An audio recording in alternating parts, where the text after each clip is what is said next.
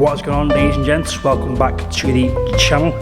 Now, as you know, that my timekeeping is immaculate, and that today I forgot to make myself some food to bring to work, because I've got a long day today. I'm working a full 8 hours straight through.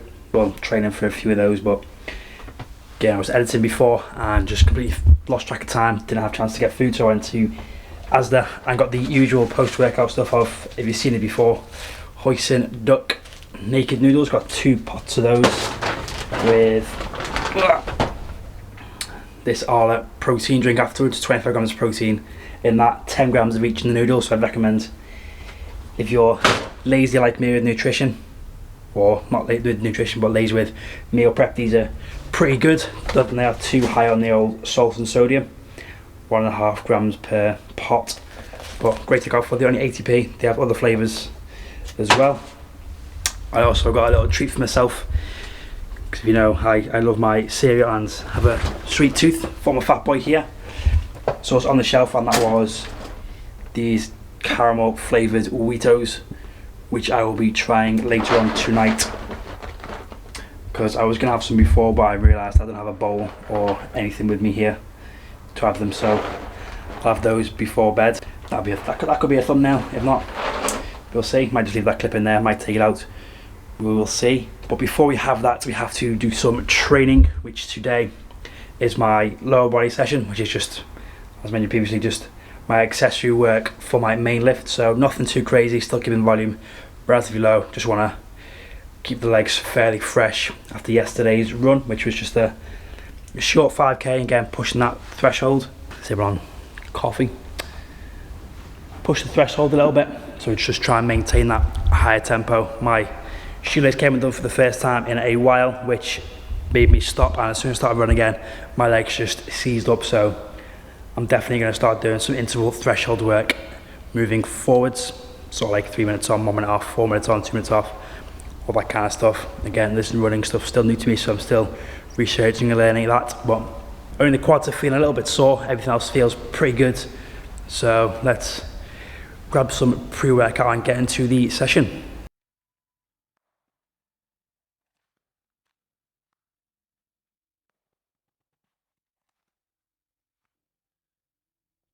So first up is a zombie squat, which is another front squat variation. Now, if you've not done a zombie squat before, they are a lot more challenging than a regular front squat, due to the bar just having your shoulders to line. You haven't got the arms to help push them up.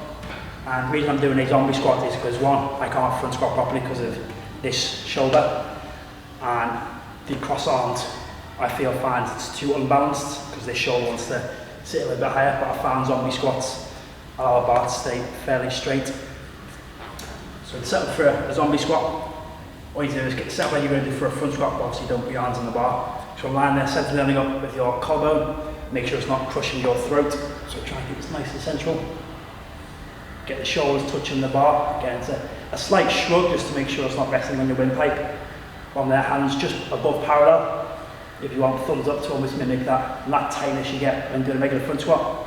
And from there, brace, run back, and then into your squat.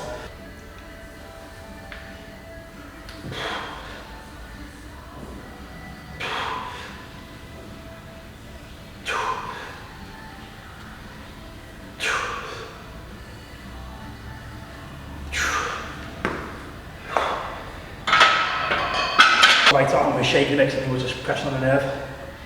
Also, another reason I've chosen zombie squats, as I could have easily have chosen something like a safety bar squat, still push the weight. I don't want to kill my legs off too much, and it's also known to fact it's what load I can use at the minute. So it's still challenging, but not too taxing on my legs, keeping them fresh so I can still push the conditioning. And this is the movement that I find will have great carryover to the back squat, helping me keep upright, train my core, and also deadlifts, working on that upper back tightness, core, and obviously quads involved for breaking the bar from the floor. And adding in pause to make it a bit more challenging, having to, again, increase that load, so keeping the legs relatively fresh. So I'll probably add maybe another 10 kilos for the working sets today, and that'll be the zombie squats for the day.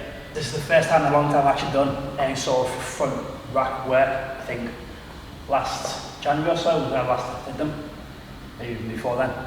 So again, I've not done any front loading work for a long time. And also with the front squat, my torso is a lot more upright. So again, you still need that a lot of mobility, probably more mobility for a front squat than you do for a back squat. But first time loading it, so first set of 80, let's see how it moves.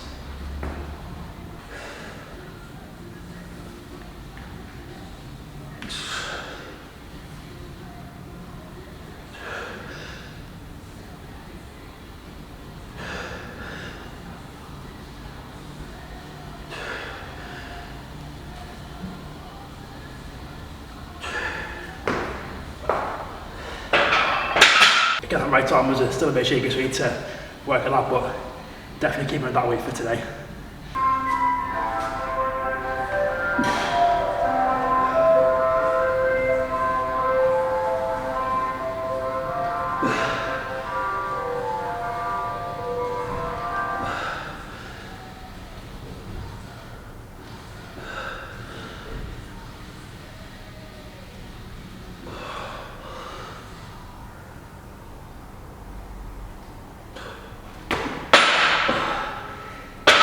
So that is zombie squats done. I'd recommend giving those a go if you struggle to stay upright in your squat, have any sort of shoulder injury that stops you from front squatting, or you want a new way to challenge the quads and just want to mix things up a little bit.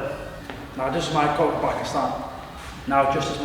back are starting to feel those zombie squats, we are moving on to the Zercher reverse lunges. I've not heard of Zercher before. It's where the barbell rests in the crease of your elbows and you perform a squat. Well, that's going to be a deadlift from the floor and then into a squat that we're doing there.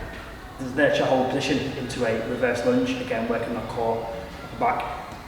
Just like with the zombie squat, I couldn't have gone for dumbbells or a barbell, but again I want that limiting factor on the legs to not hit them too hard because I want them to be fresh for a long run. These will be just as effective with the Zercher getting there, everything working together. And these also have a great high to the sled due to that lunge position and where the weight is being held.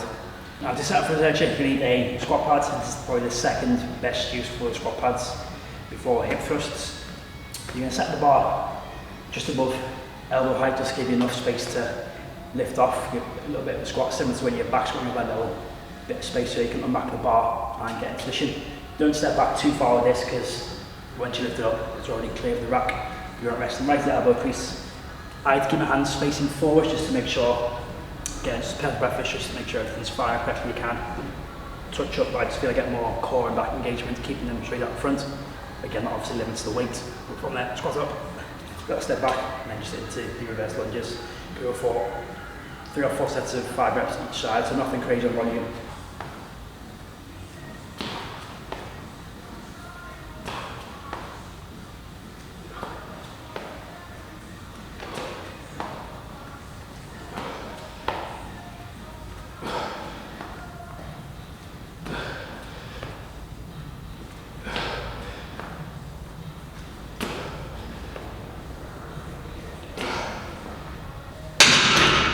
Moving on to my hinging movement of the session. Keeping these lower body days pretty simple with 1 squat variation, 1 hinge variation and 1 lunge variation, or single legs, that could be a step up. Or I can have in a minute, it's a step up or a split squat. But this hinge variation is going to be a walking single leg RDL, or known as a death march. Now I believe I got the name from Glenn Penley because they did them with metal dumbbells and it sounds like a Terminator, which obviously Terminator means death and you're marching, so it sounds like a Terminator is coming to get you. So to perform it, obviously 2 dumbbells and you're going to try and walk normally, and with each step you're going to perform an RDL, let the dumbbells touch the floor, so step forwards, face down, lower back to bend. As you come forward or then go into that next step, no need to wait and come to the top. So one step down, as you come up, already step through.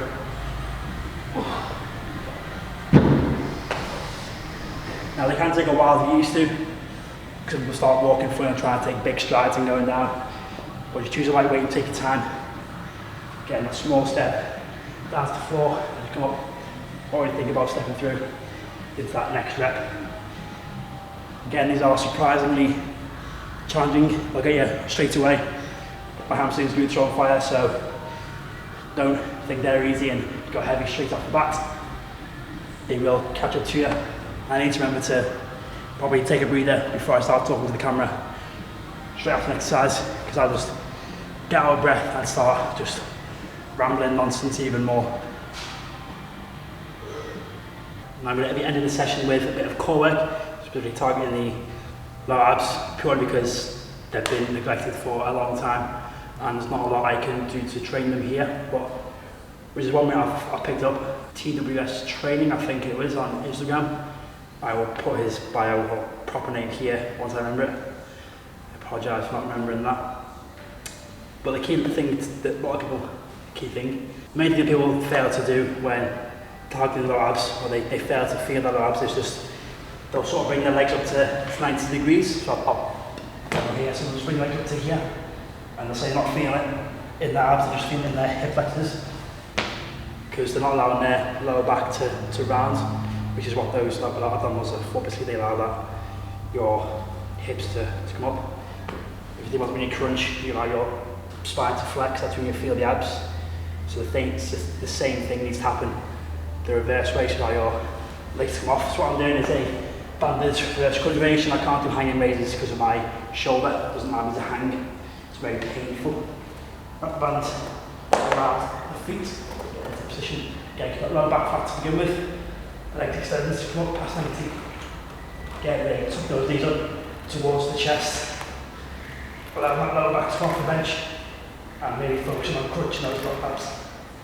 Again, you will feel hip flexors involved, but then once they're past 90, your lower abs will take over. You'll really start to feel the bed and the butt.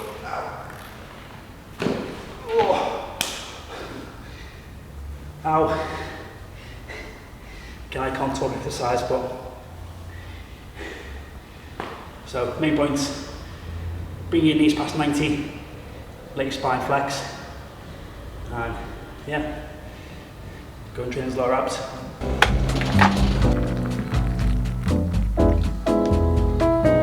And that is leg accessory day done, ladies and gents. Nice and short session actually, got done pretty quick. Legs still felt it, which was good, but obviously not feeling exhausted, just feeling nice and sort of pumped. Got a nice bit of blood flow to them, which is good. So that's going to be my leg session for the next probably 12 weeks until comp, or I may change this day to be just like a high rock specific event day with, you know, wall ball, sled push, ski, go to pure gym for that. But again, that's for future meet to worry about. But before I ended, I thought I would actually just try this Wheatos cereal, because I couldn't wait for tonight to get home. And as mentioned previously, I have a very sweet tooth, especially after training. I need something sweet straight away and then savoury. So let's try it out. Again, it says these are new. I've never seen these before. Obviously, different supermarkets have different cereals. Okay, smell. Let's see what they're like.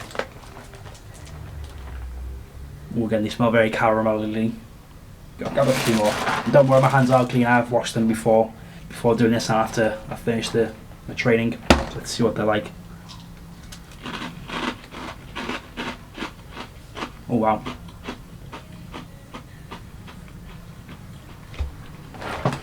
Oh. They are very nice. You get that instant hit of that caramel flavour, and then that's followed through by the normal Wheatos flavouring, which I imagine this is going to be very nice with some milk or with a protein shake made with milk, and then put into the cereal, which is what I tend to do sometimes of an evening.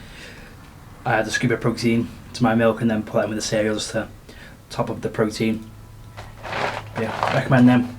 Caramel Wheatos, I give them a 8 out of 10. Could do this a little bit more chocolate flavour, but that could be brought out with an extra hit of protein from extra bit of chocolate from the protein powder. But it'll do for now. Probably would have been nice if I had a bowl and I would have used this for the milk, but it is what it is. I'll remember to bring a bowl with me next time. But that's going to wrap up the video there. Hope you enjoyed that leg accessory day. Hope you go out and try those movements if you do. Comment them below, let me know how you get on. If you enjoyed it, hit that like button. If you are new, smash that subscribe. And as always, I will catch you in the next one. Peace.